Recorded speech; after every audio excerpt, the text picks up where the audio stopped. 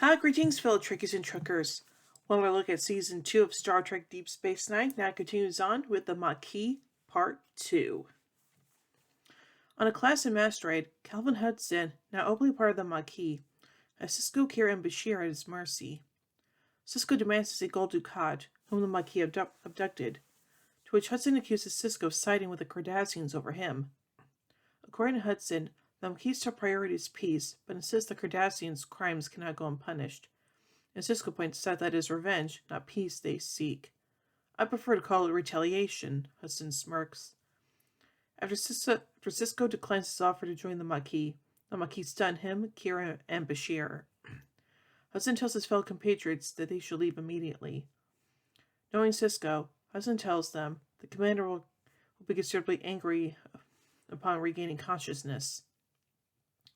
Admiral Cheyev is waiting for Cisco in his office when he returns to Deep Space Nine, and Jax informs him that a Legat Parn of the Cardassian Central Command will be arriving soon as well. As well as expressing concerns that Odo's not suitable for the position as head of station security, Nechayev refers to Maquis as a bunch of irresponsible hotheads and tells Cisco to talk to them. Cisco's left fuming, feeling that Nechayev's views are out of touch with reality, and sounds off to Kira about what he feels is a real problem: Earth. Kira is confused. As Cisco explains that on Earth, there is no crime or poverty nor war, and it is easy to be a good person in a place where there are no problems. For the people in the demilitarized zone, however, there are still many problems, and they are doing whatever they have to do in order to survive. All Starfleet Command still expects them to be saints. Kira appreciates and supports Cisco's true understanding of the situation, informs him that Legat Parn has just arrived on the station. He is on his way to greet the Cardassian leader when Odo reports that he has caught one of the Vulcan's accomplices. Cisco arrives in the security office to find Quark in a holding cell. Quark attempts to evade discussion of his business with Sakona, but eventually reveals that he arranged for the Maquis to acquire weapons from the Pygorians. While he had not heard of the Maquis at the time, he is sure Sakona plans to execute her plans within the next few days. Legat Parn, upon meeting with Cisco, informs him and Kira that the Cardassian Central Command has discovered Dukat to be the leader of a small group of misguided officers who are smuggling weapons to the demilitarized zone. However, neither Cisco nor Kira believes him.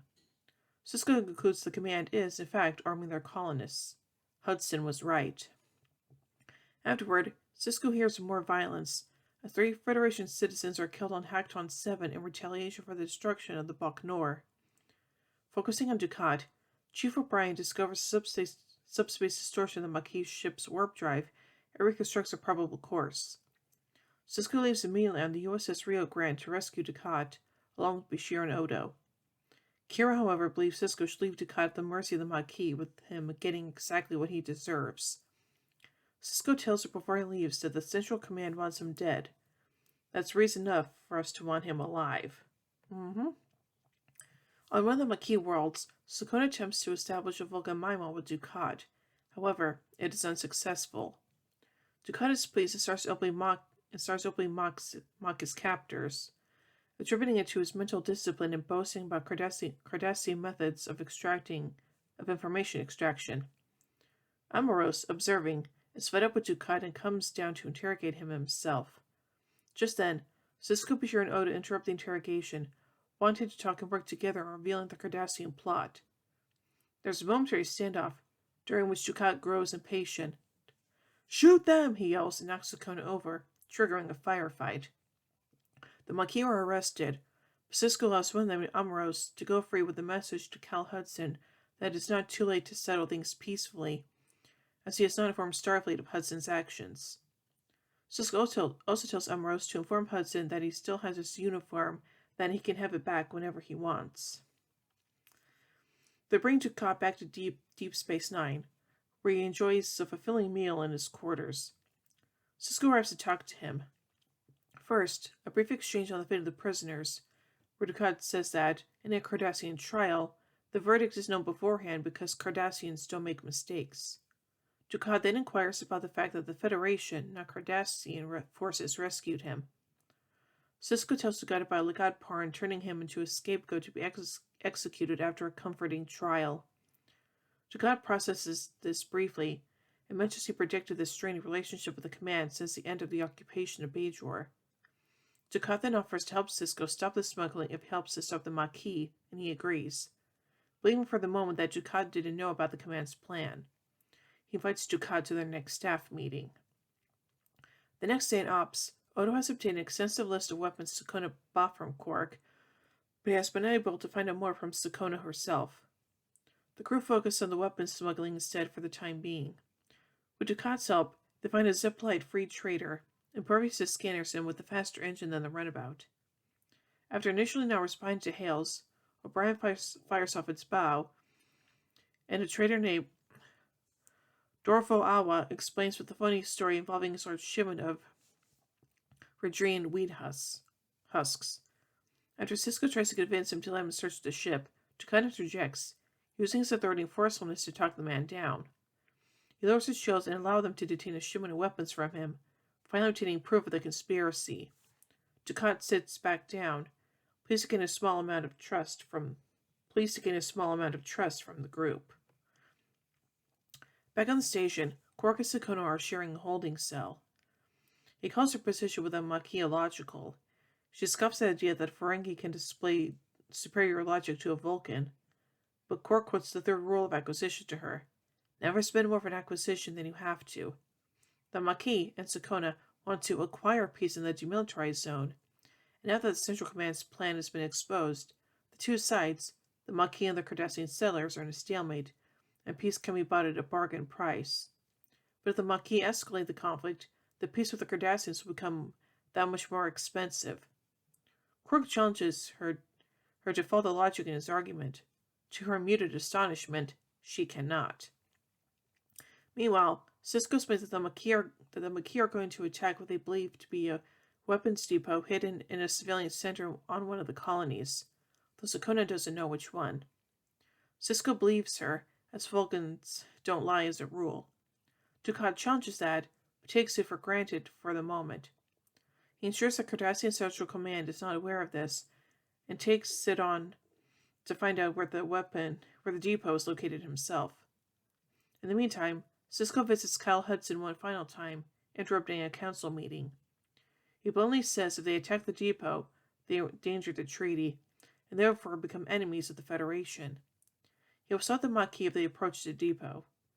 He tells Hudson they stop the weapons smuggling and that there's no need for the Maquis, but Hudson ignores it, saying they're in a war, and he intends to win even if he has to fight Sisko. Sisko brings along Hudson's discarded Starfleet uniform, which Hudson vaporizes with a phaser before he leaves the room, letting Sisko know definitively where he now stands. Oh boy. Dukat says he believes the depot is in the Brima colony. They'll have to intercept outside its sensor range, so the colony doesn't call for reinforcements. O'Brien says they'll need to establish sensor probes in the system's word cloud to detect them, since they don't know what route they will take. The crew is waiting on runabouts USS Rio Grande, USS Mekong, and USS Orinoco, when the Maquis arrive at the depot. As neither Hudson nor Sisko wants to hurt the other, the resulting dogfight is relatively slow paced and targets their only auxiliary systems. Soon the Mekong, Orinoco, and one of the fighters are out of the fight. Sisko's runabout and Hudson's fighter are alone, and each try to disable each other. Hudson manages to knock out Sisko's engines, but his own phasers are disabled. Despite Sisko's plea, Hudson flees, and, over Dukat's strong objections, Sisko allows him to escape, saying he has indeed stopped the Maquis and doesn't need to kill the man. Ultimately, Sisko wonders if he has prevented a war or delayed the inevitable. In his office, he confides in Kira after reading his congratulatory message from Starfleet. Kira says he deserves the credit, but she is silent on the future. Yeah. So anyway, let's take a look at the background information of this episode, beginning with story and script. Much consideration went into the line, "It's easy to be a saint in paradise." According to Ira Stephen Bear, the line was a result of him having always wanted to dig deeper into Starfleet, to see what Earth was really like, and to examine the paradise that Gene Roddenberry had envisioned. Indeed, Bear had wanted to do this on Star Trek The Next Generation, but had never been allowed. Quote, "I've been wanting to say the line in Star Trek for a long time. We need to dig deeper and find out what, indeed, life is like in the 24th century. Is it this paradise, or are there, as Harold Printer said, weasels under the coffee table? This episode finally allowed Bear a chance to raise such a point. Quote, "We were able to give a speech about how it's easy to be safe in paradise. We thought it was a fundamental thing to state," he recalled. In Bear's own words, he felt featuring this line was so important, quote, "because yes, it's a paradise. So what?" Robert Hewitt Wolfe commented, quote, "It's easy to be a saint in paradise, but the same paradise. It's easy to be a saint on the Enterprise, but it's a little harder to be a saint on DS9. Sisko is still kind of a saint, but he's just a saint that just has to work a lot harder." Ira Steven Bear intended to have Hudson die at the end of the episode. However, Michael Piller vetoed this idea. An ultimately unused line from the episode script stated that Hudson and Sisko had once played dumb John on Pelio's station against two Zakdorn on the suggestion of Curzon Dax. The two Starfleet officers clearly lost, and Curzon told them that he had placed a high bet on the Zakdorn. And now onto the visual effects. For this episode, the DS9 visual effects team was asked to make it look as though Odo turned his arm to a fluid, stretched it across the room, and then pulled someone off a ladder. Never having done that before, the team had to write a special computer software in order to accomplish the assignment. That's kind of interesting. And now into some continuity surrounding this episode. Ira Steven Bear considered this to be one of the most important early episodes in establishing the darker Star Trek ideology for which Deep Space Nine ultimately became famous. In particular, he referred to Sisko's speech to Kira and the line, "It's easy to be a saint in paradise," as expressing a much less optimistic view of humanity than had ever been presented in Star Trek, stating, quote, "Sisko's speech in this episode was the beginning of our really starting to question some of the basic tenets of Star Trek philosophy." This theme of examining the most basic elements of Star Trek philosophy returned in a speech Quark gives about the Federation in the episode The Jem'Hadar, as well as a speech he delivers about humans in the Siege of AR-558, the third season two-parter Past Tense Parts 1 and 2, the fourth season duology Homefront and Paradise Lost, Michael Eddington's comparison of the Federation to the Borg in the episode For the Cause, the character of Richard Bashir in the fifth season episode Dr. Bashir, I presume, and ultimately the creation of Section 31 for the sixth season episode Inquisition. This is the first episode to introduce some ambiguity to the character of Gul Dukat. Dukat had appeared 5 times prior to this episode in Emissary, Duet, The Homecoming, Cardassians, and Necessary Evil, but had predominantly been depicted as a villain. In this episode, his character is fleshed out, particularly in the scene where he's speaking to the Zepelite Hetman. After his conversation, Dukat notices that Kira is looking strangely at him, and he smiles to himself. This ambiguity as to Kira's attitude toward Dukat remained a recurring theme for the duration of the show, perhaps seen as most ambiguous in the fourth season episode Return to Grace. However, despite this ambiguity, Nana Visitor never wavered from maintaining that there could never be any kind of romantic relationship between Kira and Dukat, since, in Visitor's opinion, Kira will never be able to forgive Dukat and stop hating him. Admiral Chev says the Maquis on the Cardassian side of the DMZ are still Federation citizens when telling Sisko to establish a dialogue with them. However, in Journey's End, Picard made it clear that colonists that chose to remain on the Cardassian side of the border would give up Federation citizenship and be under Cardassian jurisdiction. Sisko later discovered in the 5th season episode Blaze of Glory that Cal Hudson had been killed by the Jem'Hadar. That episode also saw the last activity of the Maquis, which had been wiped out due to the increased military presence in the DMZ brought about by Cardassia joining the Dominion.